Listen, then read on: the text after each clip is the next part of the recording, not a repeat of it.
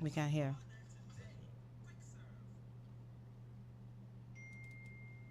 We can't hear.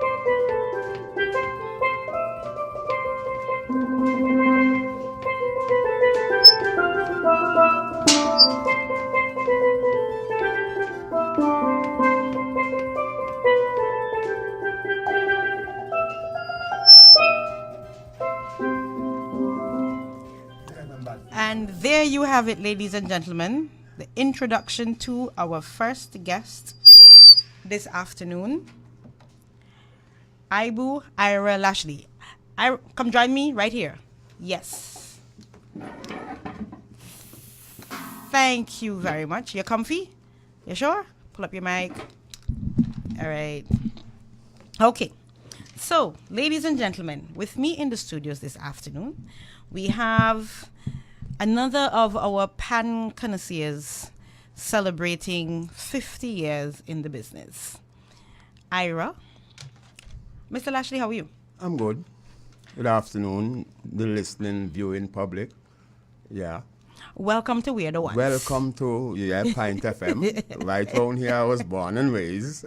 Tell me, where around here you were born and raised? Wilson Cross. Wilkinson's Cross? Wilkinson Cross. Oh, yeah. you crossed the road. Yeah, by Nonny and Betty and them cross there, you know. And St. John Street round right round the block. Mammy and them. Around all around the yeah. And how early you started playing pan? Well, I started playing from a year very young, you know, because then remember all my family, my uncle, father, cousins playing Hell's Gate. So No. Hold on. Uh-huh. Your uncle's father, cousin, who them be? Who them be? Yes. Dennis Lashley, you know, all them people. No. We Nonny. have to, the audience needs to know who them Needs to people. know You're who going they like be? if I know. It's not about me. It's about our audience. Yeah, my father, Dennis Lashley, used to play in Hell's Gate. My cousin, Uncle Nonny, what we used to play in Hell's Gate. And then? Then you have Weeks and all those, my cousin, all of them that build Harmonites. You must related to the whole of Pint and Villa. You related to the whole of Pint? The whole of Pine. It sounds so. Yeah. So where did you start playing? Like start play pan for say in a steel band per No, se? no. When I Before, start playing, yeah. well then now as I tell you I raise up around Nonny and them. So Nonny and them always have pan hang up and I just go to 3 fence and so on take stick. You know, and play When you say all you kind go of to song. 3 fence, 3 fence, you know, got you 1 fence, got you the other one. that means you go to 3 people yard. 3 people. Well then no all our one neighbor. You see, hold Yeah. on, slow down. Because you see, one of the good things about having you here, 50 years in pan, 50 Yeah. years, that means you're at least 60 something. We could come back to that.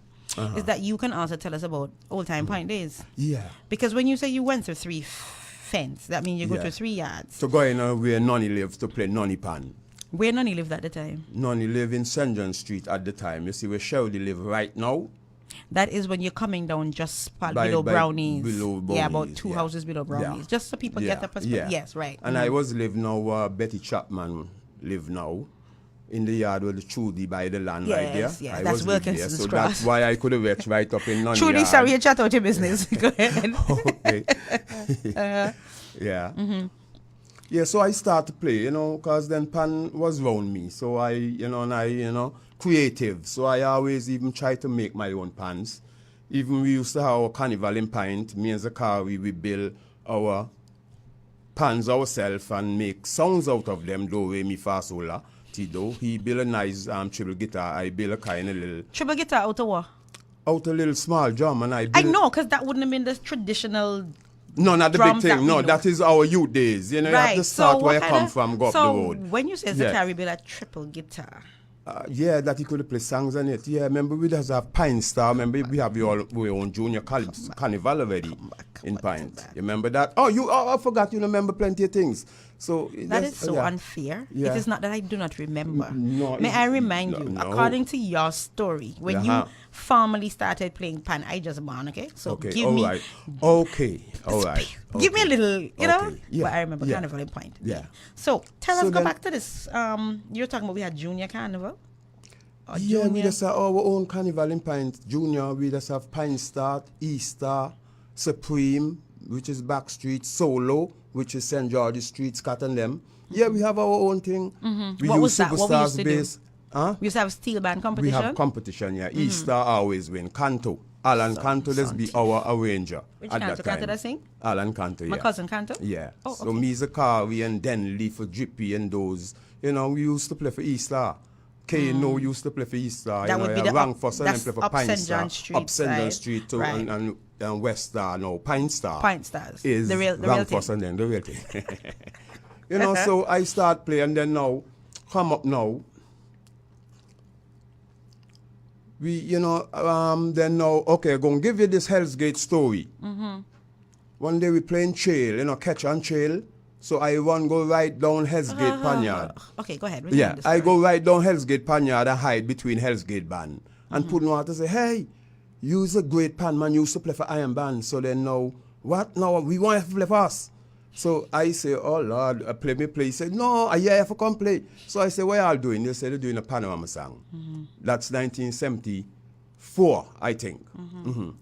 And I start do the song and I finish and I ask them what the rest. Then say, then I start do the rest. Said, so I go back and play trail because I don't clean up what they give me. You know? So I go back and play. So then What is now trail? I didn't. Trail is you run and somebody run behind you. You mean like catcher? Well, not Well, trail. I we call have the thing it- proper, man. Well, Catcher, no, trail. that's So what you before- know. so But you before- don't know trail. Ask anybody what so name trail. before- Trail when you Wait, trail so me. before catcher, I used to call it trail. Trail. Trail. Never heard that before. That was my mother about that one. Trail. So if somebody trail me then and me one go down Hell's Vineyard. fair enough. Fair enough, yeah. So then now put water, so then now, you know, afterwards now, for the competition 74, I go back and get some more. But then, you know, kids don't interested in nothing. You know, so I leave now. Go over Superstars, over Villa School, go play Blackarama. And then a two take hold me. And I don't pass back, so I don't play there. And then you have the CV there for tell you, you know. Yes. So, You have the CV there. So, ladies yeah. and gentlemen, as in case you just tuned in, you're listening, of course, to We're the Ones on Point FM, and today in the studio with me we have Ira Ibo Lashley. He now resides, outside of the neighborhood. I can't fault him. No space down here, Upper Foot Road. Until the project come. We'll come back to that. And we're discussing his 50 years of Pan. And just for the record, ladies and gentlemen, many of you may not be familiar with Ira Lashley, the name Ira Lashley, but there'll be things that he speaks about and the band that he's very well known for as we get to that you will know about. But on We're the Ones, we have to celebrate all our people all the time. And so we have Ira Lashley in studio with us today, and he already brought us up to speed on quite a number of few things. Like for those of you who weren't listening, Trail, I'm gonna say it right? Trail was the forerunner to Catcher. I guess you older ones, if you're listening, would know. Like Paget and so on will know what trail is. But we'll stick to catcher. So, Ibu, based on your information you gave me, you started playing with Superstars 1972. 1972 is a very, very important year, okay? It's a very, very important year. I'll tell you why later. 1972 to 73. I'm about to chat up my business. And you played in various parades. Who were you playing under at that time in Superstars? In Superstars let me give you the story. There's a short story and get into that. No problem. It's St. Clair. Eddie brother, St. Clair. Foley. Got me in Canto brother named Haval. He called the tour when go straight up a grammar school, 1972, and say, I have to play on road. I had to go to play around the place and play. So he called the tour and I go straight up the road, up recreation ground, up Old Palm Road, right into grammar school. So we play on road. We play Check-a-Calais on road 72. You play who? Check-a-Calais. That's the song. That's the road song at the time. Okay. Check-a-Calais. Yeah. Right. And you played, we were having carnival at the time, so you were playing for carnival? What? For the road jam. We used to out on a road jam, like holiday times and Christmas. And so this was outside of carnival? That was outside of carnival, yeah. So like how we have hi-fi systems today, when there's any holiday or anything. We used to have steel band back then, the steel band used to run I wish that come back, because there's nothing sweeter than a steel band jam, especially behind your lady, with, hello. Yeah. Still, I think you need a Monday. Hold on. Wait. Reach there yet? We're coming. No. You're going, right, yes. Okay. And then after that, you went to play for the big guns. You went to Hell's Gate. Why you move from Superstars? If you can remember. Well, hey, let me tell you this. In those days, now we have challenges. Hell's Gate want to play for them. Superstars want to play for them. Then now I tell you, I play on the road for Superstars 72, 73, 74, go down Hell's Gate. Between Hell's Gate and Superstars, because remember, everything is one band. Between Superstars and Hell's Gate, everything is one community, but not one band. One community. Okay. Everybody right around Hell's Gate, Superstars. So then now I between Superstars and Hell's Gate 74. Then I didn't go for Panorama. Then I go down Hell's Gate full time after Panorama 74. Start play with Hotel and so Anchorage and all them. With Hell's Gate? With Hell's Gate. Okay. Yeah, go way up to 76. We win the Panorama. Cause the controversy with the steel band. All kind of people. What controversy was that? Remember Hell's Gate win 70? No, you remember? 1976. I was still when very Hell's small. Gate win 1976, all the steel band and them strike. No Panorama 77, they throw Why? it. They leave this Charlie. Rising Sun leave their Charlie. I'm going to tell you why. Rising Sun leave their Charlie in town. Hold the mic a little closer to your mouth for me. Yeah, Rising Sun leave the Charlie, then Charlie in town, all kind of band. South Star leave them Charlie in town, all kind of band leave them Rocks and all kind of something. Harmonites, all kind of thing. Because Hell's Gate win, the reason why, Hell's Gate have local pan builder, local arranger, Iceman, Jagger, and a third one was there. I don't remember the third one. And they have the Phillips, the Belly, the Halcyon, and the Campbell Harmonites. So the tin and cart they used to call Hell's Gate. So then now they say Haji just range for Hell's Gate and was be the judge? The judge that night and gave Hell's Gate win. Was that so? Well, I don't know, but I roll round pine for now. All of my brethren playing Harmonize and Superstars, and I playing Hell's Gate, which is they always grind me and tell me about Tin and Cart Band. Tin and Cart, yes, I heard that name before. So why? So Hell's Gate was known as the Tin and Cart Band. Tin why? and Cart Band, cause then now maybe the sound never up to par like the Babs Pan. The Roseman Pan. Oh, so basically, because Hell's Gate's arranger, who was it at the time? Hell's Gate arranger at the time was the 76 Jagger and Iceman. And who was building the pans? Manning. Which Jagger? Jagger there. You know how we Jagger? Jagger Martin? Jagger Martin, yeah. Oh. So, we had two local arrangers and a local pan builder, and they were called what? Tin and Cart Band. Yeah, them guys used to grind me. And we have a part in the car, House and Pan we win with. I've heard about that. Yeah, you know, nice melody. Then you used to say, you know, everybody say ba-da-bam, ba-dam, ba-dam, ba. The other bands and then say ba, but I always say ba-ba. I always get grind. First say fa-fa. You know, being on them man, there's grind me. You know, now grind has get. Okay, get to that now. Then now. So there was no panorama the year after. What, people were still Well, bitter? yes, wait. 76 come. We and Halcyon and Hellsgate got a Montserrat for Carnival. Then some controversy with Hellsgate in Montserrat. Montserrat again? Yeah. What happened now in Montserrat? Well, then somebody thieved the band money. So how me have to feed how we? No, me talk it out like this. Okay. Yeah, All so right. then now when the band, you don't know if so, the band people now get to go to accommodation, they're going to leave. So when we come up now, the band, you know, there's go part. They had some challenges. Yeah, so then now me, Birdsfield, I have records in this country now, let me tell you. Birdsfield Me, Martin. Birdsfield Martin and Mossy Joseph and Ronald Benjamin built Petra Steel. Yes, I heard of Petra Steel. Yeah, That so was Petra in Steel, yeah, 1977. 77. Yeah, So I you remember had- 76 is Give me the Hellsgate. names again. Birdsfield. Wait. How much people end up in this band? Petra Steel. We think we go here now, we farm, Ronald make the pan, we go into the panorama the same 77. Yeah. And how did you do?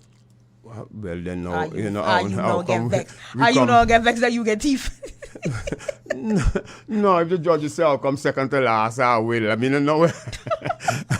You know, it's a new band, and you don't Okay, expect a fair new enough. band for coming on big challenge like that. So how long did you all last? Well, we last for 1 year, you know, cause hear me out. Soon as the panorama finish, we start to practice some songs, so say have a playing outside, and then I recognize, hey, I recognize Tal. Then now things not going right here. So What do you mean things not going right there Because then again? now You I just noticed reached. they be doing playing outside, but I see them now they're not getting the right. They're not playing right. Somebody timing that's wrong, and I And so why feel y'all it. didn't fix it? Well, we try to fix it, but the one who for fix it, which is me, because then now Mossy just give me pass on the music to me, and I go and pass on to the band. Yeah. So then now, what happened now? I said this can't work, so I left and go back to Superstars. 1979. So what happened to New the Year's band? Day.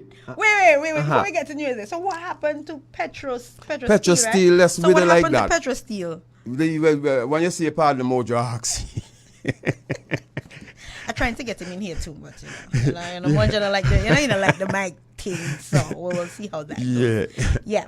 So you went back to you went back home, because clearly it's home. Went back home to Superstars, so to speak, because I start playing full-time with band with Superstars and any other But bands. I want to know, did you know how they settled that controversy With over who? the Tinning Cat band winning the panorama, or everybody just moved on? Well, then Halcyon strike for 77 Panorama.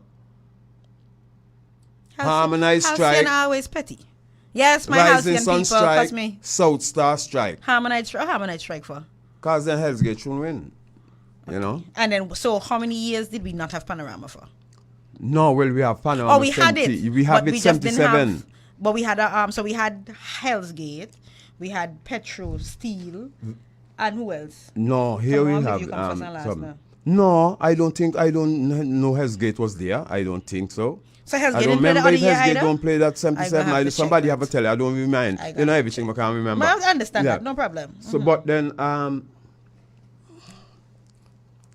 I can tell you the few bands that don't know participate. Ebonites was winning. Ebonites getting chance in. Have a nice girl.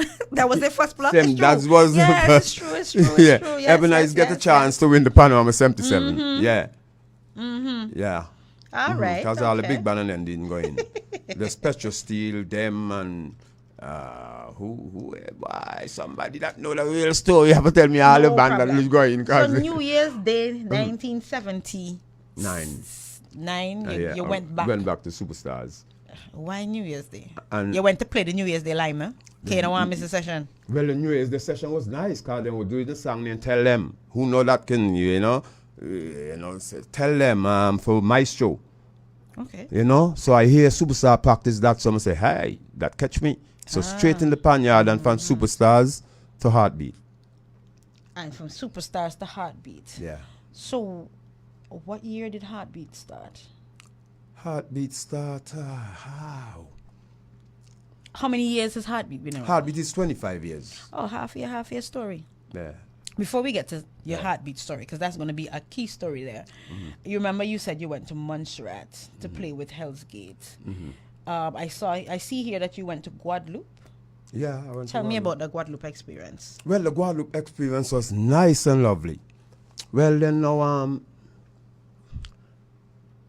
Puddin' to come here for me, because I'm going to tell the thing as it is, guys. I asked me about the story, so I got to tell the story like it is.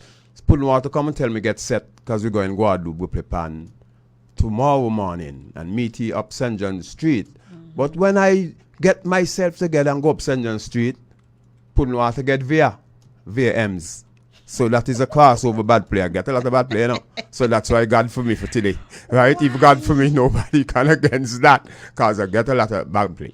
So then now, Veer Puddin' to get the green card soon as he go back to Guadeloupe. So Veer come here now and look for me. They said you know. Me and Jaimo, Joran Imo. Yes. Joran, yeah. So we go Guadeloupe and then now, when we go Guadeloupe, the guy that used to play in Ebonites, he used to play for the band there. And a white lady take him to Paris. Nice. Yeah, so then therefore that's why they want us. So me and Jaime go now. And then now the guy... Wait, he met a lady in... A lady from France, Guadeloupe, He went to lady in Guadeloupe. And she take him And to she Paris. took him to for Paris. Yeah. Oui, oui. All those opportunities for entertain out there, man. Yeah. Yeah. So then now, the owner for the band, Harry, he asked us if we're going to ready in the next 2 weeks. We tell him no. When he's next playing out? He say the Monday. He asks us that the Saturday. We asked him when is the next playing out for him. He say he should be Monday. So we tell him who else you have playing the band that are available. He tell me you have a guitar man and a bass man. So we say we want a rehearsal Sunday. So he take us to, the place, the Panyard. So we see them, then we start transform. And then we start put what we want here, do. So we take us now 4 nights to do 17 cadets. In 4 Guadeloupe? nights. We don't play pan a day, we go Lime. And no Guadeloupe, but night we in a Lime. So we just pay attention to playing. Right. So that the key. So we do 17 cadets music in 4 nights. Okay. Yeah, so we go Caravel Hotel, and then we go Fort Royal Hotel. We do a thing. Then now the carnival was coming to Antigua, so... Wait, before you come back to Antigua, so you got paid to play at these hotels while you were in Guadeloupe? Oh, sure, yeah. How was making a living in Guadeloupe from steel band playing? Well, then, the francs a little bit low. I used to get about, say, 3,500 francs. That will become about 1,500 EC. Okay. But how was it living off of that in Guadeloupe at the time? Could you live and be comfortable? No, we think we just get eating allowance. Oh, okay. Yeah, Okay. so then therefore now. Okay. So then that means it wasn't financially to stay there and do that long term for a living. No, because then now when we find out how much the man making, I ask so raise. So Who when the I man, ask, your agent there? eh? Who the man that took you out there? Yeah. He was making the money. We have a translator.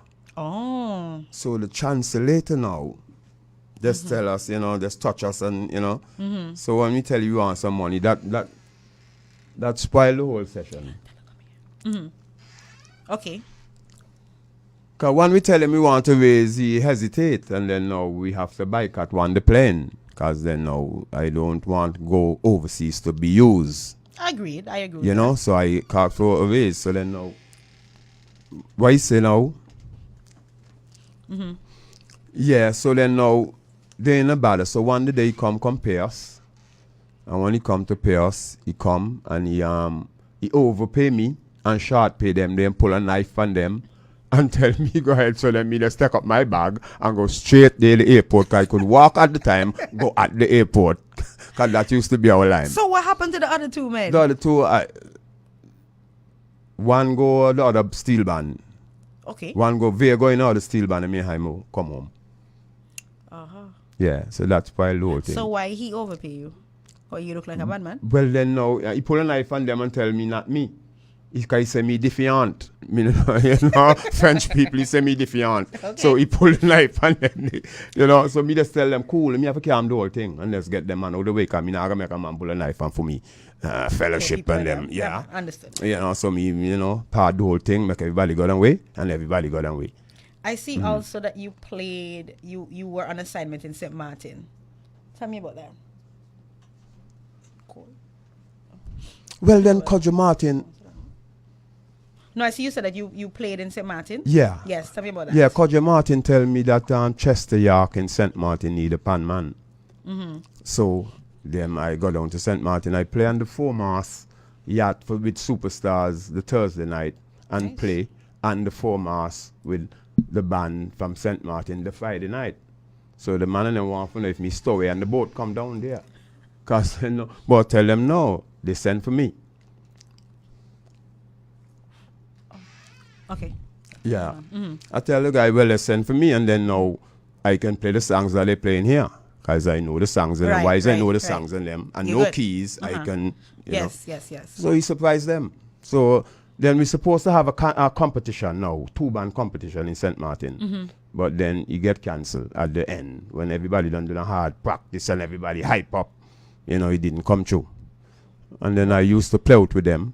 In St. Martin. Yeah. And how was making a living in St. Martin playing pan? Well, then now you can make a good living in St. Martin because it's US, more US than the Guilders, Right. you know, and you know the some more US, so you can make a good living. Yeah, you could make actually say, you know, $100 a night, you know, as a good musician. 100 US. Yeah, 100 US. And how was yeah. the cost of living? Oh, You have cost of anything living in left St. over? Martin. Yeah, you know, things cheap in St. Martin at the time. The only thing my little expensive sometimes is maybe the ground provision that have to come from Dominica.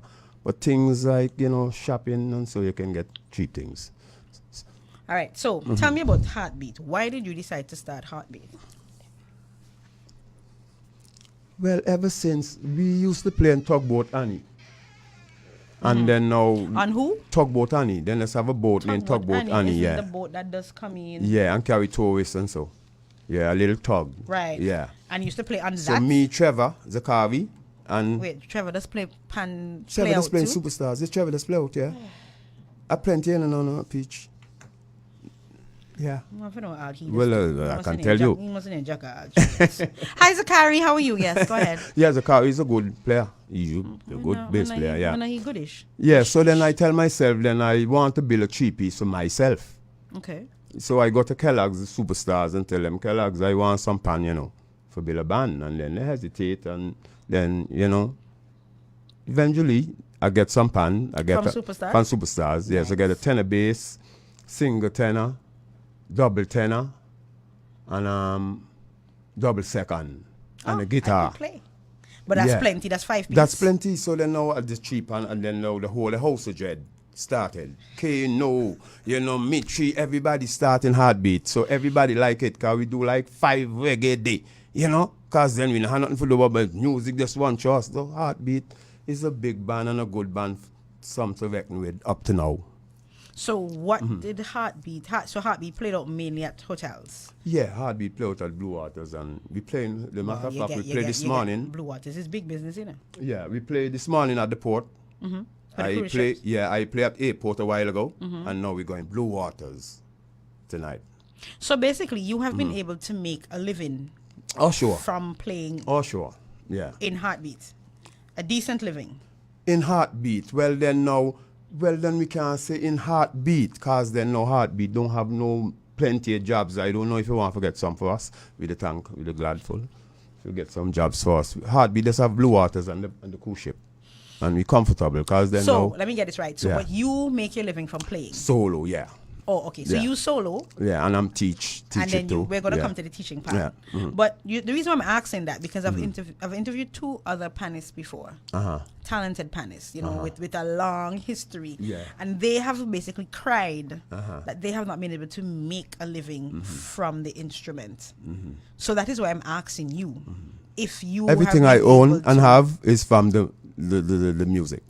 everything you own and have is Everything from I music. own and have from playing in Antigua in Antigua. over at least 35 years.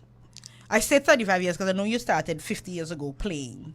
But then we come through that you would have transitioned from Superstars to Hell's Gate playing out until you got to your own band in 1990. Right? And so throughout this time, so you have never done anything else besides play pan?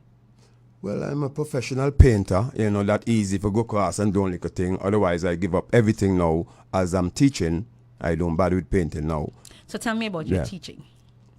By the way, before you tell me about your teaching, tell me about most pan men of your era are play by ear. They've never had any formal training, but they have been excellent at what they do. So give me your experience on that side. Well, I am one. I don't have no formal training from no one.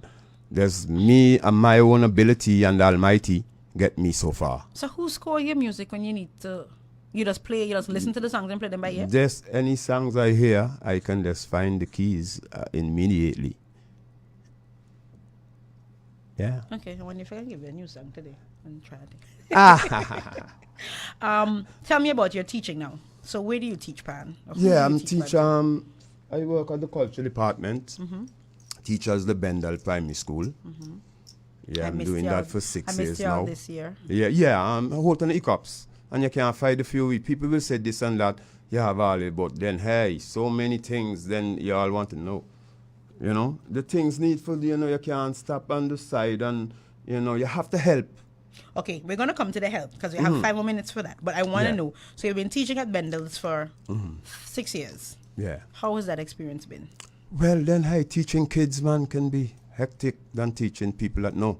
Because you have to teach them to know.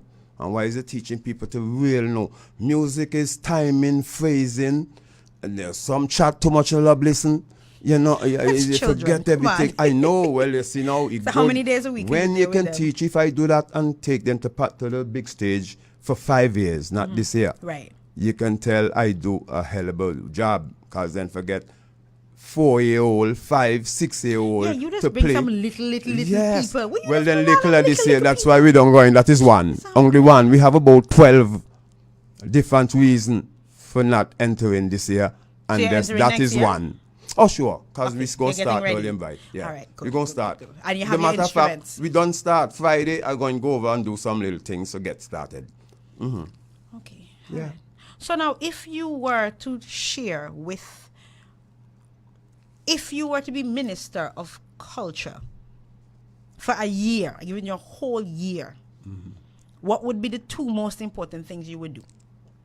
Well, first thing is Trinidad have the factory and have the drums. I know heads of government supposed to can get in contact with heads of government to get some pan. They have reject pans out of all the bands in Trinidad. I don't know why the minister don't go to Trinidad and tell them, when you all show it that, give me them to give a primary school or so to get started. Why we want to get reject pans? No, we have some pans that we can get. Well, get some drums then. Okay. Then you have a pan So there. you would get drums. When we say reject, remember no band have big spans and then I want to play the pan they want to play last year, this year. Oh, you mean like that? Yeah, not really reject. Right. Okay. You see what I'm saying? Playable pans. Okay. Yeah. What else? Sorry to say reject, so No that problem. might sound Okay. kind of. What else? Then hey, we'll have some good programs. We'll have Black Orama with the kids and them. We'll have the kids and them help building the pan. We'll have a line of kids to help know how to build, help know how to arrange, help know how to play. Because then no arrange and building, no less come, you have to know how to play. So what do you think is missing from our pan story today? Hey, we need a vibrant steel band association. We need a vibrant steel band association that can get things done for all the band, soulless, everybody. Nothing going on. We need some Black Orama. Let's be one of the best thing for steel band in the days. Bring back the school fete in playing. That this be a big plus now. The school and they have their own band. But to see not fetting not going on now in school. What do you mean fetting? Fet, high school superstars done broke down high school fet for years. No, the fets are happening. They just Fets don't are have steel. happening? Yeah, Oh, okay, the okay, fets okay. are happening. Oh, They just don't have all right. steel Okay. pan anymore at Okay, the fets. okay. So you're gonna have to find a way now to work that back in. And most of the schools that have fet, PM still have their fet. They have a band. Yeah, PM still High have their school little, have their, PM have their thing high going on school for have them. their fet. They have a steel band. They have too, a but steel band and they play now. High school is something to reckon with right now, the girls. And Let's not talk about Yeah, what y'all have done to my school band. That's for another day. So, Ibu, what is your future? Well, my future now. Or I should answer it and say your future is pan forever. Yeah. Because then now we have big things. Like next year, April, we're going to celebrate 50 years and Heartbeat 25 years. And we have a lot of things in store. We want to have a nice thing going over Villa School, Blackorama, Solace, bring the key and come. You know, we want to make a tour, a big tour. It's not just a little tour, a tour to Africa. Oh. Yeah, so I will then now carry your we bag. start. I will do your PR. If I get the ticket to go Africa, I'll do the PR. Yeah. We I'm have there, big things present. in store. A lot of things in store right now for Heartbeat. So, ladies And and I gentlemen. as a soloist. Where is my camera? Oh, there it is. So, ladies and gentlemen, can you see this? Yes. This is the CD that Ibo has put out for his 50th collection. And it has 7 tracks. Lucinda, Jamin, Pan Rhapsody. I must want to short something. Lala. What is Lala? La la, that's the song from Trinidad. La la, La way la behind la, you. la la Oh, well, la. you know it, then you're singing it. La la la. You listen. You need to stop this way behind story. Okay, you need to stop. I'm going to stop. I'm begging your pardon. Sweet song. That's Burning Flames. Yeah. A sweet song. Da da da da da da. And Give Praises is David Rudder. David Waller, yeah. And Sugar Boom. Sugar Boom. Sugar Boom. Sugar Yeah, Boom. Kitchener, Boom. yeah. Oh, see, I know all the songs in Yeah. there. And it was arranged and recorded by Anderson Jacobs. Anderson Jacobs. Andy. Anderson Jacobs. And did I sing? Short little Andy man that played with Jagger and them. Oh, okay, yeah. It's okay. And of course, overdubbed and mastered by Jagger Martin. Sponsored by the man that helped me pull away and farm some petrol. What name? Petra Steel? Petra Steel. Petra Steel. Yeah, Buzz Brownie. Steel Martin. Yes. I'm a And body for life. If- We're together coming up. I won't pint. if you want a copy of this CD, you can call Ibo. Superpower and progress. Okay, Superpower and Progress have copies. Please support. We need to support our own 50 years of music. And if you want to book him for any gigs, it's 728-1464 and the number is on the CD. So, ladies and gentlemen, please join me in congratulating Ibo on 50 years of playing pan. He has played in some places we never hear about, Petra Steel. He has also played in Hell's Gate and Superstars, and he still is an integral part of the Heartbeat Steel Band, and of course he is available for solo gigs.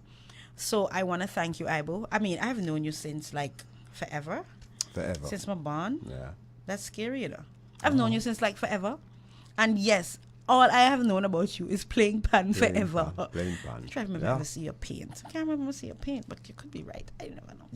Yeah. So I'm just saying, I can't remember. Okay, all those painting in Wycliffe Key. New Gates and all those places and Exact Antigua and so, that my painting design. Anybody paint, they paint after me. The same design. Okay. So you can know some of the places that are Take it I easy. paint, I'm yeah. trying to see if I can find another track so that you can go out on this track and get us ready for our next. Yes, but oh, sorry, CD machine. I am doing the wrong thing. Let's see if I get it right now. And I'm not getting it right. I'm so sorry. So can you play something for us without the music? Because I'm not getting my technician is not here. Oh, wait. Hold on. It's not the technician's fault, it's my fault. This is not good. Ladies and gentlemen, I'm trying to do my own engineering today. And it's not happening. No, you have to play something for me without the machine. Sorry. Oh, hold on.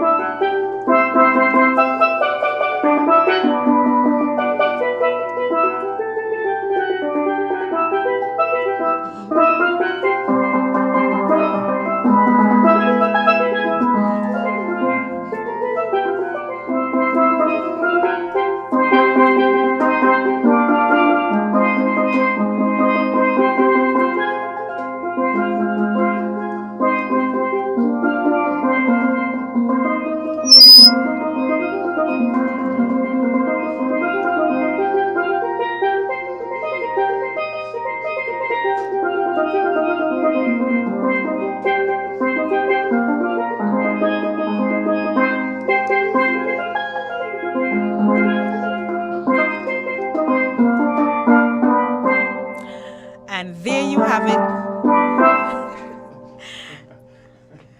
And there you have it, ladies and gentlemen. Ibu Ira Lashley celebrating 50 years with us today. And we'd like to thank him so very much for joining us this afternoon and being a part of We Are the Ones, our first segment. Ladies and gentlemen, you're listening to We Are the Ones on Point FM. And we were joined by Mr. Ira Ibu Lashley, who is celebrating 50 years of playing pan. He is originally from, of course, the one, the only, the Point.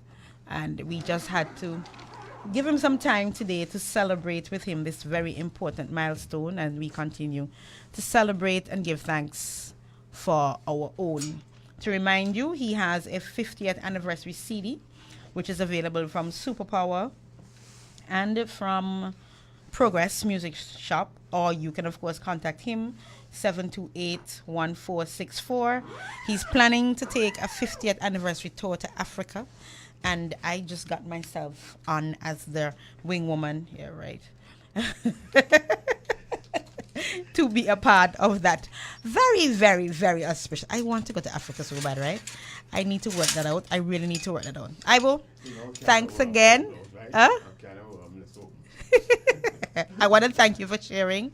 And if you were listening, we got, of course, his story, a little bit of Point story. What was the name for the Tin? What was the name for the Tin and Cat band? Yeah, the Tin and Cat sound, the Tin and Cat band. I have never heard that one before. I'm gonna have to. 1976 Hesgate, the Tin and Cat band champ. Oh Lord. Oh dear. Yeah. So yeah, that story that he was talking about. So, ladies and gentlemen, I will see you. Thank you. Anytime. All right. Yes. And we are now getting ready for our next guest. We're now getting ready for our next guest. This is going to be a special one for me. As years now, I'm trying to interview this particular person. The flash drive. Oh dear. Ladies and gentlemen, give me one moment. You see it? No, that's not it. Not sure where it is. If you hold on 2 seconds, he should be back. Right? Just hold 2 seconds for me. Right? That he should be back. Oh, no. He'll be back shortly. He just went to make a quick errand. All right. Yes. This one for me. Sorry. I'm so sorry. Oh, I'm so sorry. You are live on If you could pull up the mic a bit for me. Let me make sure I get you. Yes, there you go. All right, so ladies and gentlemen, in the studios with me this afternoon. You hear the laughing, right? We're going to try and behave like normal people. But in the studios with me this afternoon is the AIDS program manager, Miss Petra Williams. And she will be talking to us. You know that we just we just had a series of activities to celebrate World AIDS Day, which culminated in World AIDS Day. And those of us from Point and Villa would be familiar with her because once or twice I have dragged her through the community, and I'm going to do it again on various educational things. But, I mean, okay, full disclosure, it's my sister. I'm a sister. All right? It's my sister. Yes, my loving sister. She kind of disgusting on the family side. But we're not here to talk about that today. We might sneak in a little bit of that. But today we're talking HIV/AIDS, and the whole gamut of issues as it relates to our society, Antigua and Barbuda, in particular, and of course the impact across the region and so on. So why World AIDS Day? No, that's a bad start. Let's go back. Tell us about your role as program manager. Okay, good afternoon, everybody. As she said, my name is Petra Williams. I'm the AIDS program manager. The AIDS program manager within the AIDS Secretariat, Ministry of Health, Wellness and the Environment. I joined the AIDS Secretariat in 2007 as the Deputy AIDS Program Manager. At the time, Miss Weston was the AIDS Program Manager. And then in 2009, I took over the management of AIDS Secretariat. I am a nurse midwife. Yeah, she's good at that. Let me tell you, she's very good. I have first-hand experience at the midwifery. So you go midwifery? Yes. Midwifery. Yes. And so it was an area that I was very interested in since I was a part of the prevention of mother-to-child transmission at the antenatal clinic where I worked for about 8 years. And so moving to the National AIDS Program was like, to me, my next step in, providing services for persons living with HIV and AIDS. Okay. All right. So how has it been? It's been the next step. I know you normally love ladies and gentlemen, if you knew her, you know she loves what she does. Maybe too much sometimes. Yes. But how has it been? It has, sometimes it's beautiful and sometimes it's a rough struggle. You understand? Beautiful is when you see somebody that was practically on their way out, on dying, going through the stages of death and dying, and not infected. It's wonderful. You understand? But still, the sorry part about most of my work is that you have persons out there that are still stigmatizing persons who are living with HIV, which it doesn't work, because that person now will not access care and treatment. And so you see a picture that could have been perfect turning into a total disaster. When you say stigmatizing, what do you mean? Somebody might find out that a person is HIV positive, because a lot of times it doesn't hide eventually because you get ill. Or somebody might have disclosed or talk about a person because they found out that information.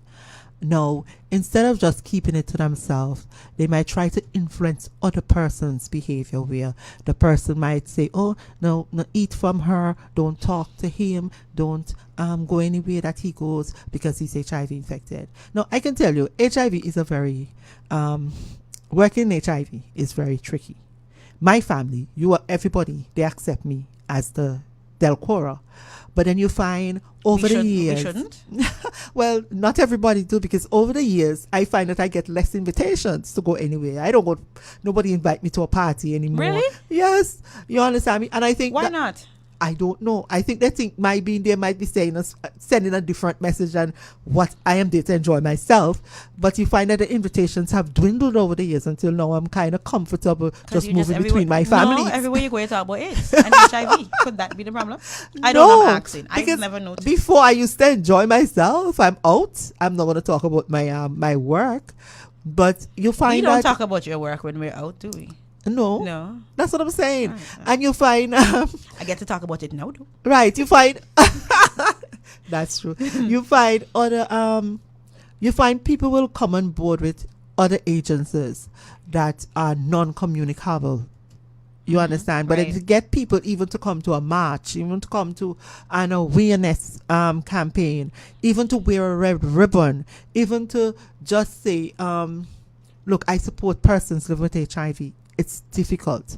But if you know that there's so much stigma, if there is so much stigma attached to it, then why have these very public showings where persons could possibly get branded and then get even more discriminated against? Right, and that's the challenge. Is that in Antigua, our PLHIVs are even afraid to go on. We say, look, it's a radio interview. They won't see your face, they won't whatever. We'd like you to talk. Voice. But that's what I'm saying, is that they're afraid that somebody will recognize their voice. Somebody will recognize their voice. Exactly. You know this. Yes. And then, in no time, they are challenged. I must say, the level of stigma and discrimination has decreased somewhat. Okay. But it's not where we want it to be. We want our patients to feel comfortable accessing services and not have people peeping at them and whispering at them, because they do become concerned in regards to that. We want them to access, if they're sick and they go to the hospital, that they're not faced with any kind of challenge. That is where we would like to go. HIV is Hold. I understand the stigma from John and Jane Public. But you just say when they go to the hospital, they're not. Yes, there's still some pockets of stigma and discrimination From who? when you seek From the health healthcare service workers? from healthcare providers. I thought they You would understand? be the front line of doing No, the right because thing. stigma and discrimination is not your occupation. It is how you as a person feel about something. Yeah, but if you Sometimes sometimes people look at persons who are HIV positive and think that they have done something big and drastic and maybe let's say involved in prostitution or sex work, or they're MSM or something. They are ordinary human beings that had sex with some unprotected sex with somebody who might not have known their status, who had not gotten tested and know that they're transmitting HIV, as well as somebody who knows their status but decides that they're going to do it anyways. Yeah. And so but we come to our jobs with our prejudices, we see HIV, so that some persons get it because of them bad ways, and because of that judgmental attitude, you find But we you're supposed then to know react. better. It's sometimes HIV is how should I say? Sometimes you think people know better, but they don't. If persons live what they learn, then you find we should be really having a good attack on HIV. But still every day we see somebody becoming infected with the disease, which means they are still engaging in unprotected sex. Some of us are convinced that it wouldn't happen to me. And so I look at a person, I look at them, I say, oh, she look healthy, he look healthy. And therefore I'm going to have unprotected sex. You understand me? Wherein, sometimes when you're taking your data, you hear, I sometimes use a condom. And then I will say to the person, so who do you trust with your life to sometimes use it? Because you are comfortable and confident that the person with whom you're engaging, that they are trusting you with their lives too. So both of you, because you trust each other, you're good to go. HIV doesn't have a look. You can't look at nobody and know whether or not they're infected. The only time you know that person is infected is when they're going towards AIDS, which means they are getting ill. You mean, so outside of testing, the only time you know they're infected is when they're getting When ill. they're getting sick. Okay. So suppose you get involved with someone and you both get tested. And then you feel that is a measure of comfort to then abandon protection. No, it's not a level of comfort at all. So then at the rate, listening to you, then one should never ever have sex without condom. How do we get children? Well, that is where well, let me see if I can explain to you. When you have an HIV test, the result doesn't have in what you did last night, because especially if you're doing rapid testing, the body has to make antibodies in order for it to be captured, because it's the antibody you test for. And so it requires the body to have at least 6 weeks to 3 months to make these antibodies fit appear in the testing kit. Okay. So let's say you come and see me today, and you engage in unprotected sex with somebody who you don't know status last week. That result will not be in that test. So you will come today, you will have that test and people done. are aware of this in general? Yes, because it's called the window period. Okay. So what's the window period? It's the period between when you have your last unprotected sex and when you have your test. And how long is that period in general? Usually, we will tell them anything 3 to 6 months. Months? Not weeks? Is in the results. Anything below that is not in that result. Okay. You understand? So you will come, you will get a negative result, and you will go on scups. He comes, he gets a negative result, but he could be in his window period. You understand me?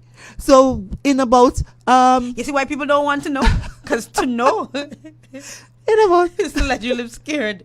no, but it's reality, eh? In about, let's say, in about 6 weeks now, he goes and he does a test. After y'all both went and had a test, and he will get a positive result, then he will say, oh, them at 8 secretariat or them at the lab, they don't know what I'm do and blah blah blah. He doesn't understand that he was in his window period. So we make sure when a person comes to get tested in a national program, we explain all about window period to them. What we advise them to do is to not engage in any unprotected intercourse between now, period. right, and the next 6 weeks, 6 months, sorry, 6 months when he's coming back for the second test. You understand? And if you test negative, then How about we just not have unprotected sex? Period. well, that is Rather what than the we window encourage. Period.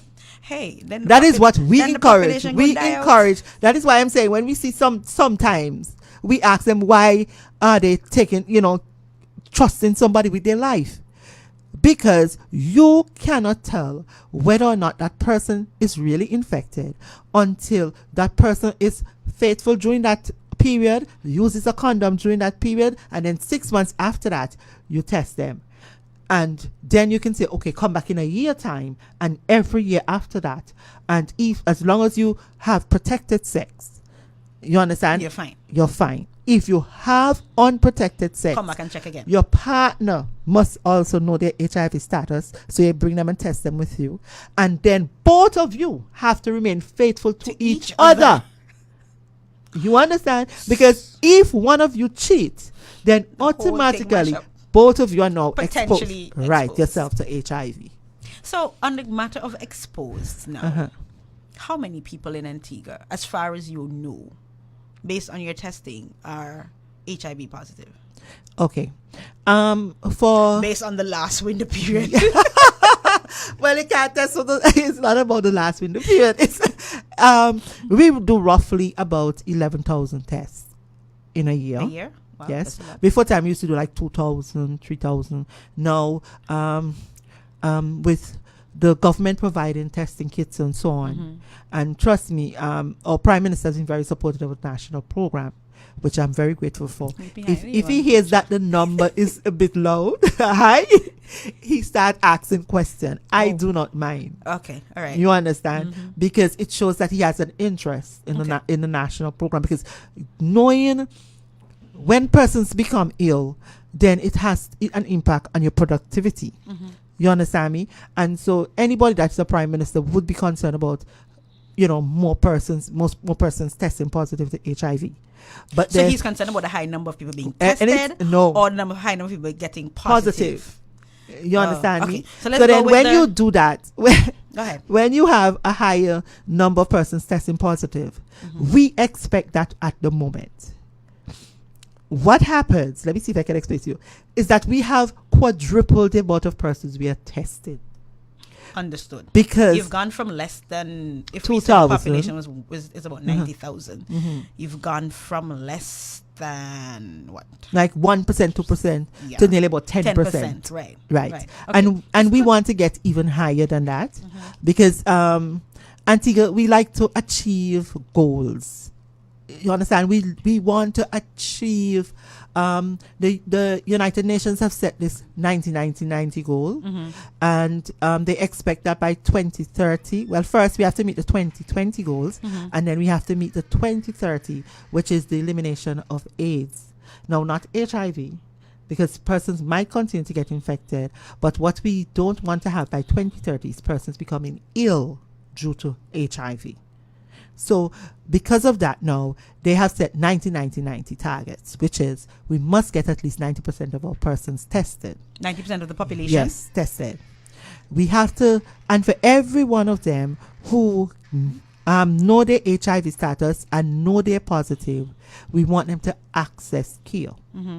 Now, for that 90 that access care, if they take the ARVs properly, they'll be virally suppressed. Hold on. Let's go again. So, you want to have 90% of your population being tested And know their HIV and status. know their status. Yes, because sometimes you can get a test and people And don't come back with a result? Thank you.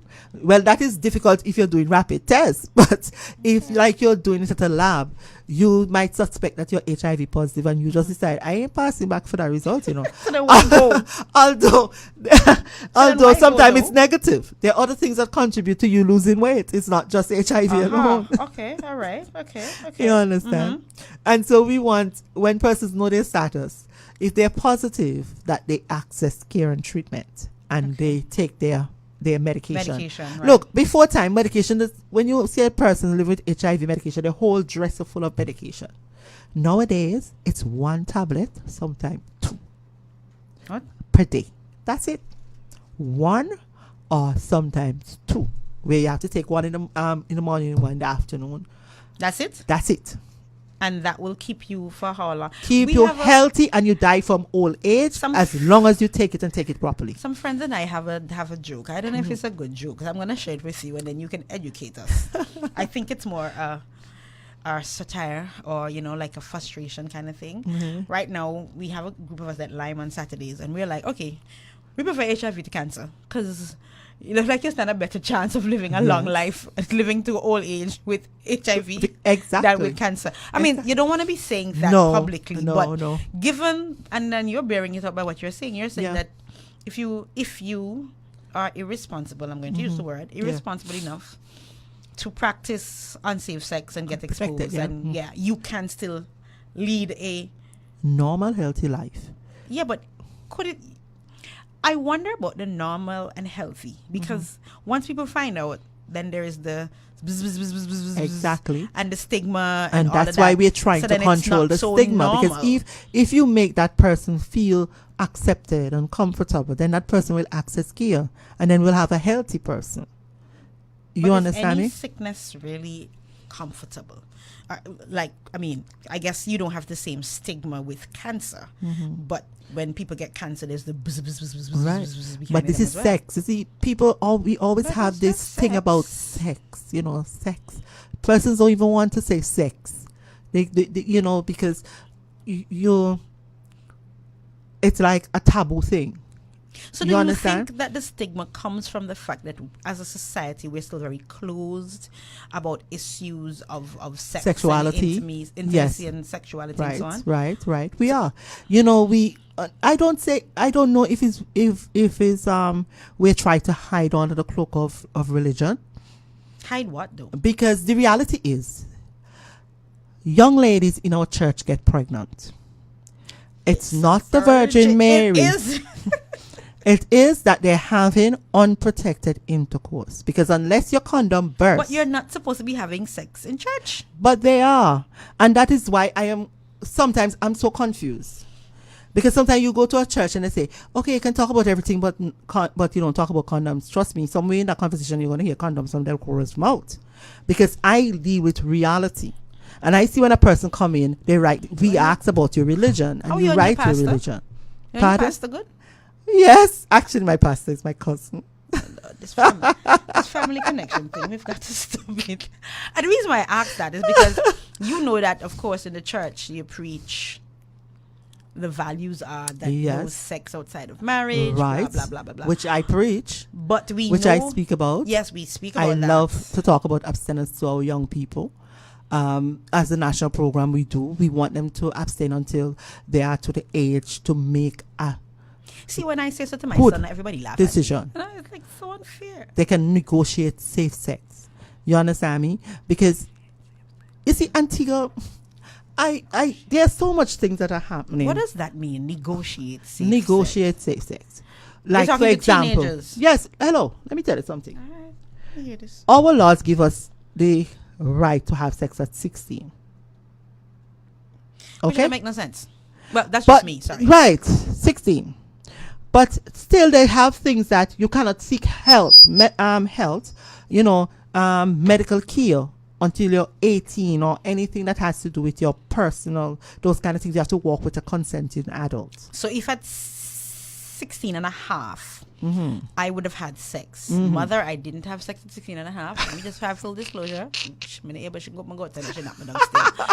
And something went wrong. I can't go doctor by myself? No, you have to go with an adult. I mean, back then, but no, you can go doctor by yourself? Up to now until you're 18.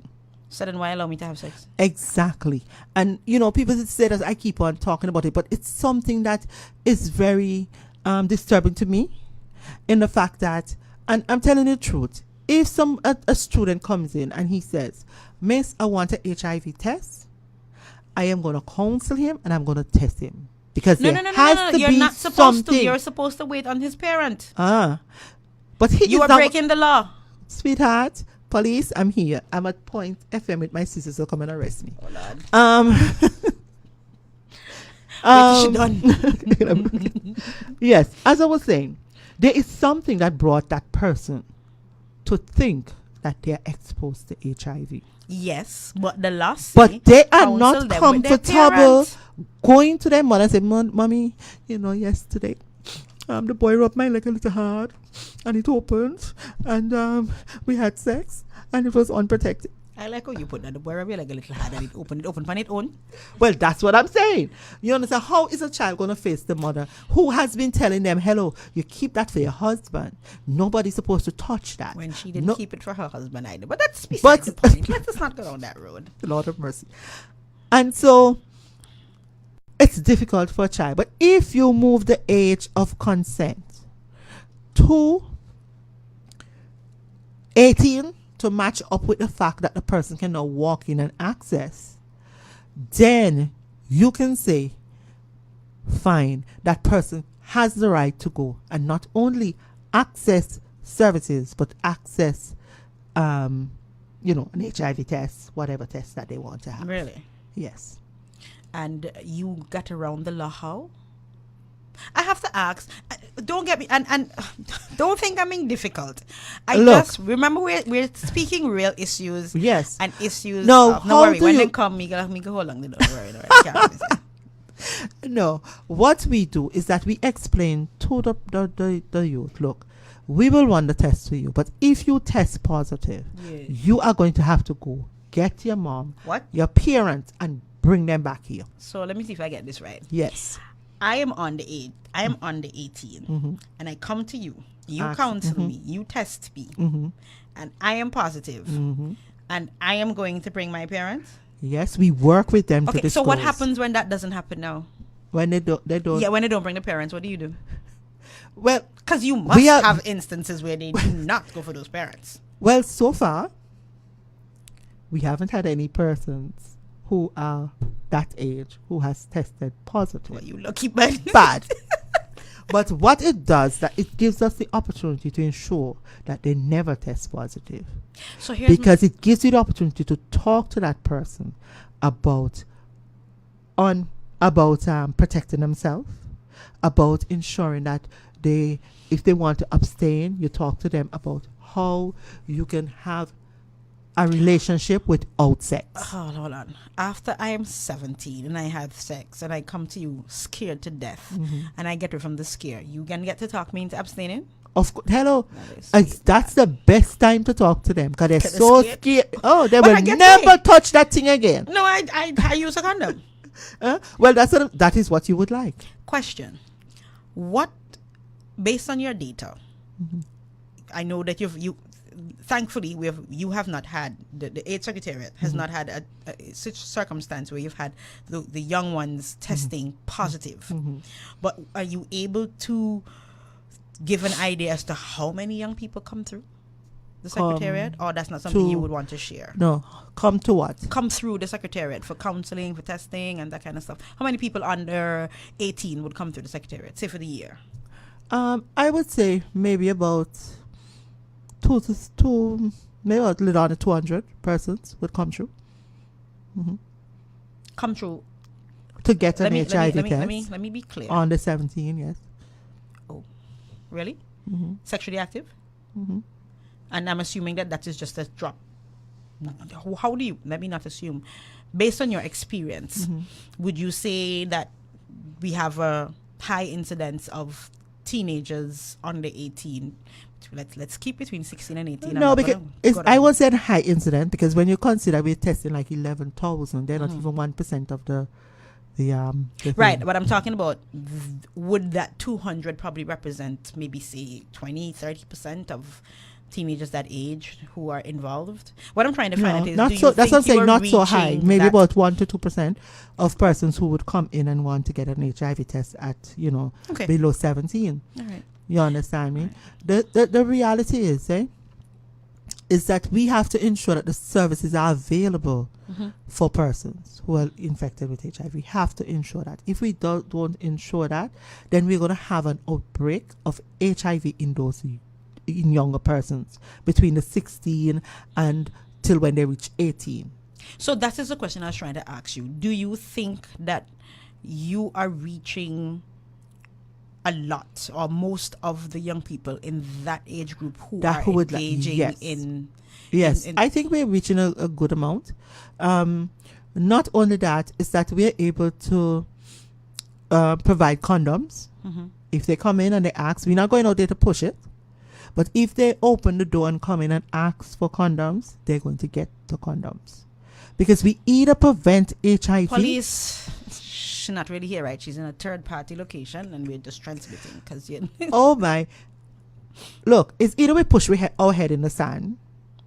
I'm not saying to bury our head in And the sand. I we- agree with you. I'm we just saying... come out when the place is on fire because on it gets too hot, or we realistically do something about it. And that's why I'm pleading that policies be developed, that they either move and laws be changed, that they either move that age of consent up to 18 or move or something move the age of seeking Down to those 16. services down to 16. I think that is when more... they consent to give the people them permission to have sex. You But if have you're to make them finishing- congruent. A lot of our young people are completing secondary school at 16.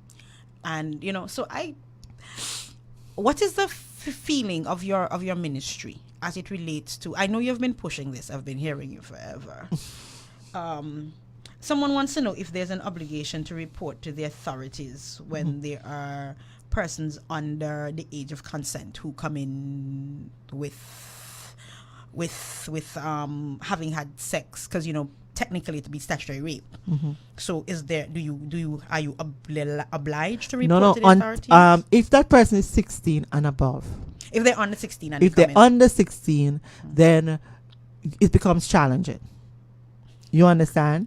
Because if it's under 16, you need to sit down and talk to that person to find out what happened. Why are you here? What happened? Then you start saying, they might tell you what has happened. It depends on what it is, because sometimes we have to send persons down to gender affairs. You understand? So you may not Because- necessarily be the one that does the reporting to the authorities. You get them in touch with the relevant agencies. Right. If it's something that they're like under 16, then automatically we will have to refer them. Okay. You understand me? Because sometimes it might be a relative thing, where it has to be properly. Abuse. You understand me? And we're not really an agency that deals with that. They are. So you have a close working relationship with Yes, those agencies. yes, with different agencies that we can always call on to sort out what is happening. You understand? There are some, by the time we finish talking to them, they're comfortable enough to go and bring their parents. They're actually happy to bring their parents so we can tell the parents what is happening. You understand? So they'll ask us to do it for them. Okay. And we will do it for them, and the parents themselves will ask. Some parents bring their children in and ask us to test them because of some incident that has happened. And we do it quite willingly. Okay. You understand? Because for us, the whole thing is to prevent HIV. So you are focused on your primary objective, which is to prevent the spread, Transmission of to HIV. do the education and so on. So let's go back to the numbers. You say you test over 11,000 people this year so far. Yeah. What percent, or how many were tested positive? Okay. Well, we don't usually give data for the year that we're in. Okay, so for last year. Okay. So for last year, in 2017, we had 60 persons who tested positive. Out of how many people you tested? About 11,000. No, I want to 60? put... Yes, I want to put That's a not plug so in. bad. No, that's what I'm saying. It's not bad. But when people hear that, then they're likely to take a chance. I don't want nobody to take a chance because you don't know who that 60 person is. I also want to draw to your attention something that we're presently addressing, not as Antigua and Barbuda alone, but as the OECS, where we do not use names for HIV testing. We use codes. And what has been happening, we see every now and then a name will pop up like 3 and 4 times having been tested before, tested positive. It's like you get a test done, let's say in 2010. You got a positive result. You might not have accepted the result. You might not have, you say, oh, somebody make a mistake, deal. Okay. And so you continue to live because guess what? You're well. Nothing is happening with you. You might live for the next 5 years without a problem. Then you don't take any medication. No medication. You just you live life as usual. Yeah, life as usual. Have unprotected sex as usual, or however you want to have your sex. Then you notice you start getting sick, and so you might decide, okay, I'm going to check my doctor. When you go to the doctor, you say, okay, I'm having night sweat, I'm losing weight, I'm having diarrhea, whatever. So the doctor do all his process of elimination. Eventually said, okay, I have done this, I've done that. Come and do an HIV test. You didn't tell the doctor that you had that done since 2010. And it was positive. And it was positive. Now in 2015, you make the doctor send you again for another test. Because I didn't accept the first one, clearly. Right. Yeah.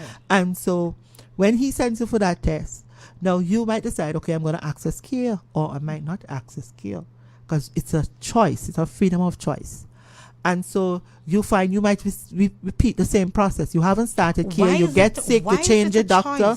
You're gone across to Dr. Williams. Let's say Dr. Williams. Then when he sees what's happening, he might come up with the same idea and tests you again. Because we do not have a database. Unless I can remember that code that was used, that figure can be counted in 2010 data, in 2015 data, and in 2018 data. And you're saying that this is happening? Well, we have seen it happen because we see persons with more than one result. And so what the OECS, because Antigua alone has the challenge. It's the whole world. You understand? Because if you look, most of the time they say estimated. Right. Because you are not 100% sure as to whether or not it is as accurate as okay, understood. You understand? So we as the OECS are working on that issue where we are doing what is called case-based surveillance. With case-based surveillance, what we do is that you use a national ID and you enter that into the system. And every time that person comes, that will be the ID that will appear. So you say, what did you use? And they will say like the medical benefit number. And so we'll put that into the system. So every time everybody's now standardizing what they use. So you can track the person. So we can track that person, whether they have it done here, there, wherever. So we stop our double counting. We know we're dealing with one person. So hopefully in the future, our data collection can only improve. And so we're asking persons out there. I know persons are accustomed to coming into the national program and getting tested without showing IDs. Now an ID is required. So we would like you to please walk with your ID. Are persons comfortable giving their ID though? Initially it was a little troublesome. But now as the counselors talk to the patients and so on, they're understanding the reason why. Because we want to ensure that, because see, this has to do a lot with how we estimate too the amount of ARVs, antiretroviral drugs that we need. Because we have to do a lot of forecasting. Put it in English. Medication. Sorry, medication. Okay. Antiretroviral drugs. This is not a nurse and all them technical listen. Okay. So we want to have an idea as to the amount of medication we have to order, because they order them in tranche, not like every 6 months. So let me pause you. So you're saying that last year we tested over 11,000 people. And of that 11,000 that we tested, 60 persons tested positive. Yeah. So then, and that is good news. It's excellent news because we're testing more. That is why even one person testing positive isn't easy for us. It's too much, yes. You understand me? But still, we are happy that more persons are testing. We're hoping to increase even more next year. I am planning, we would like to beg a mobile unit. It's our dream. I want to know how much that costs. How we would like it is that we That's would something like similar a to the coaster blood bus. bank. No, that is a bit cumbersome. Oh, it's not. It's For more us, agile? let me see if I can explain to you what we would like. Okay. We would like a coaster bus that our driver can just jump behind and drive. Okay. Right? And what you do is retrofit it. So you'll screw down a table, 3 tables, you know, a screen, you know, 3 different Because little we know private you don't rooms. want one at a time. No, my sister would. 3, want one at a time. you know, 3 She tests, knew. you know, because it takes about 15 minutes and you want to make sure you can see get a good volume through. Yes, ma'am. And you know, put in some cupboards to hold the testing things. And we would like to just pull up anywhere. Let's say they're having football. Carnival. We just drive in our van and we are ready to go. So you go to Carnival and we're But you have your testing. testing tent now. No, we have tents. We don't test at Carnival. We want to test. Oh, you don't test at Carnival? No, because Oh, we you don't just give have out privacy. information. I Yeah, we thought give you out tested at information, Carnival. we give out condoms, we give out everything. We don't test because we don't have privacy. But if I have so we alcohol would in like my to system. like we'll put our tent out there and then our bus will be against down by those stands down there, and as people enjoy and say jump higher, you go in, you get a test and you come back out. But if you have alcohol in your system, would that impact no, on the results? no, nothing at all. The only thing I would prefer you not being drunk for you to say, "Oh, we force you to have a test." I would prefer you not. I notice being I didn't drunk. say drunk. I said if you have alcohol in your system. No, Slightly it does not. different. No. Because we use blood and nothing. Like, it doesn't matter how much alcohol you drink, it cannot wash out HIV. It's still there. It will still be the results will still be what it is, whether positive or negative. Okay, all right. Now I know there's always the talk of HIV and the impact on productivity and the workplace. Now, given that the results are, the numbers are comparatively low. I know for you, 1 is too many. Yeah. But for the rest of us, It's 60 out of 11,000 in 2007 is awesome. And trust me, we have been doing better. We have reached down like to 38 and 48 and so on. When we reached up to 60 was the last year and the year before, but I think it was 55. Is that we start getting the results from the private labs. Okay. You Okay, understand that's good. me? Yes. But that's good because then you're now able to yes. do a better right. capture. So now we are both reporting on the private and public data. Now, I don't want anybody to run scared and think that we have the name or whatever. No, it's data. We have a code that we use for Antigua, the fact that you're male and your age. That's it. No names. Right. And so we ask that every lab report how much tests they've done and how much male, this age group, whatever, female, that age group, whatever, is tested positive. So for the past 2 years, we have gotten the public data, the private and public data, and we're hoping the next GAM report is due in March, and we're hoping that the private labs will continue to report so that we have more rounded and real report. Yeah. Average of persons that are infected. So, how then, if we're at about 60 persons testing positive, what is the total number of persons we have up to that time living with HIV? Okay. Now, for today, for the end of 2017, if I don't say that, my epidemiologist will be very upset. Yes. Because he doesn't like reports on the year that we're in. Okay. So until the year is completed. Up to the end of 2017. Right. Up to 2017, we had 947 persons who are alive with HIV.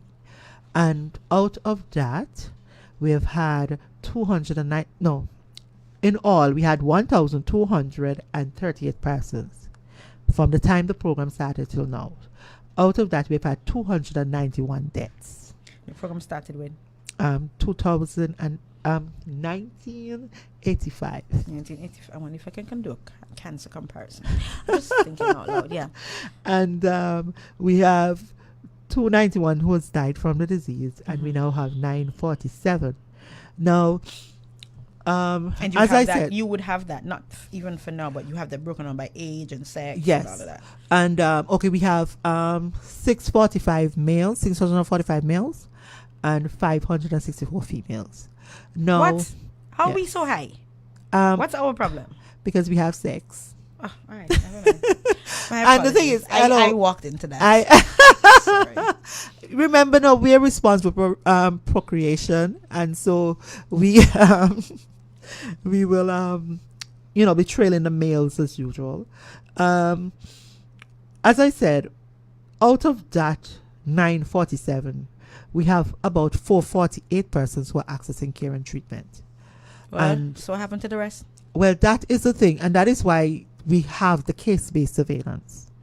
Because, as we're saying, nobody can convince us that we have 500 persons out there HIV positive and don't access care and services. So they're not accessing public care, but they may be accessing Right. privately. That is why we believe there might be some double counting and triple counting and quadruple counting. Uh-huh. You understand? Because those persons eventually get ill. And the thing is that we are seeing like, we're not seeing that large amount of persons dying. You understand? Like 11 persons, Okay, I get 13 you. So persons. based on your records, you've had 1,100 plus people 11,000 from 1980. 1,238. Okay, 1,200 plus people Right. who have tested positive since 1985. Uh-huh. 200 and something have died. 91. 400 plus are accessing care. 440, yeah. And if you don't access care, then you should get sick ill and die.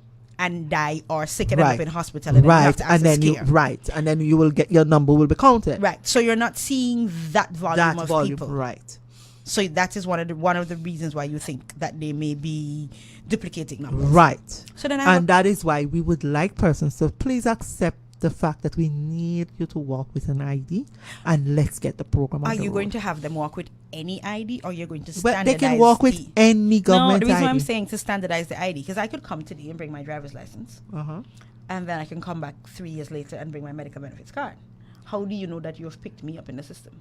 Well, you see, it has to do with your date of birth. The codes that we generate has to do a lot with date of birth and so on. So as we're putting in the code, something is going to pop up.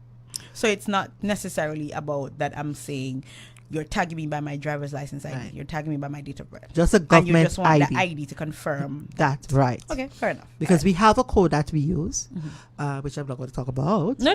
But I just want, there's a code that is used that when we start putting in your ID, then whatever ID that you use, it should indicate to us that you have registered before. Well, ladies and gentlemen, if you've just tuned in, you're listening to We're the Ones on Point FM. And our first hour, we featured Ira Ibo Lashley, celebrating 50 years of being in the PAN business. And with me now is Miss Petra Williams, the program manager at the AIDS Secretariat. And we're talking various elements about the whole issue of HIV and stigma and the data and so on. Question. I started asking it, but we strayed a bit. The whole notion of how HIV and AIDS impacts on productivity. I have heard this discussion many times. And this is proof that we don't talk about these things when we're together, because I should have known the answer to this already. I'm going to ask it on air. If the numbers are so low, why is there such clamor about the impact of HIV in the workplace? Okay. Let's take for example, I am HIV positive. I am taking my medication. You will find I will only have to leave if I'm doing fine. Usually our doctor will schedule like maybe every 3 months, every 6 months. If you're really adhering and so on to your medication, your CD4 is doing well, your viral load, we don't have to see it that often. So honestly, you would be like maybe every 3 months, every 6 months. So you go for 2 hours, 1 hour, whatever. You see the doctor, you're gone again. You collect your prescription, you fill your prescription, and you're gone. So the job might not even miss you because you can do it during your lunch hour, or you understand. Now, if I do not take my medication, I'm gonna have bouts of diarrhea. I become ill. You find out I break out in sores. I'm not going to want to go to work like that, so I'm going to be on sick leave. So what happens? The job is paying for you, still paying for, let's say I'm a cleaner, or I could be the manager. The job is still paying me a manager's salary. Okay? And here it is that he now has to pay somebody to do my work. And still pay me. Mm-hmm. But that's normal. If you get pregnant, they have to pay somebody to do your work and pay you. If you yes, get cancer, but pregnancy only lasts for 9 months. And you're not going to be sick forever. Yes, but you're only going to be sick. You're going to stop being ill if you access care. Right. So both of them have to go together. You understand me? If you find out you're HIV positive, we want you to access care. But if I'm the reason why I'm asking about because you hear a lot about HIV and the workplace. If I'm diabetic and I don't access care, I'm going to get sick. I'm going to be home from work. They're going to pay somebody to do my work and still pay me. If I'm hypertensive, the same thing. So what is so about HIV that it gets, especially now listening to you, that the medication can keep you healthy for so long and all that, that still has that clamor about concerns over HIV in the workplace? Because imagine we can't touch you and catch it, or no, there is still that fear. No, there is that fear, but still, that is not it. Can you imagine? Okay, let's look at myself. No, sister, I'm not HIV. But okay, can you imagine? Let's say you have one counselor, one trained counselor within your organization that you refer patients to. Yes. Or persons to who might have, let's say, rape. Or let's say even a chef that is skilled at his work. You are a 3-star, a 4-star restaurant because this chef is good. This chef maintains your starship. Will him having HIV impact on his ability to deliver ill? If he gets ill. No. So if he doesn't get ill, is he fine? He's fine. So if he doesn't get ill, he can continue to cook. He can be the best chef ever. He is not going to transmit HIV through food because the HIV virus is so tendency that by the time it drops there, it done dead. Really? Yes. And do you think it has to be maintained at the body temperature in order to be transmitted? We have 2 minutes. We're out of time, believe it or not. Yeah. And do you think that the public understands and appreciates that just like any other illness, in fact, the flu might be more devastating right. than a person HIV? with HIV, so long as the person takes care of themselves. Because you cannot tell if somebody's HIV positive if they're taking the treatment, Do you know when that person starts taking a medication, their skin clear up? Okay. Fat land in the right places with that medication. Fat lands in the right places. That mean you get good. You get good. Yes, because your fat, the medication allows fat to build up on certain parts of you. Excuse me. That makes you look beautiful. All right. You understand me? Yes. Sister. And so, if you take your medication, you will look healthy and well, just like anybody else. That person can't look at you and say, "Oh my, she have HIV." No, so nobody can tell. So we're out of time, and let me thank you very much for coming. So I want to ask you, what is the one thing that you would want to leave with our audience? The one message that you'd want to resonate with the audience. I would like everybody out there to know that you can't look at a person and know that they're HIV positive. The only how you can know is if that person have an HIV test and get a result. Therefore, I would like everybody out there to please protect yourself from HIV. Please get an HIV test and know your HIV status. because knowing will make the difference in your preventing. Because if you know that you're HIV negative, trust me, you don't want anybody to come close to you, thank you, without a condom. Or you find some of us will just stop having sex because they're so scared.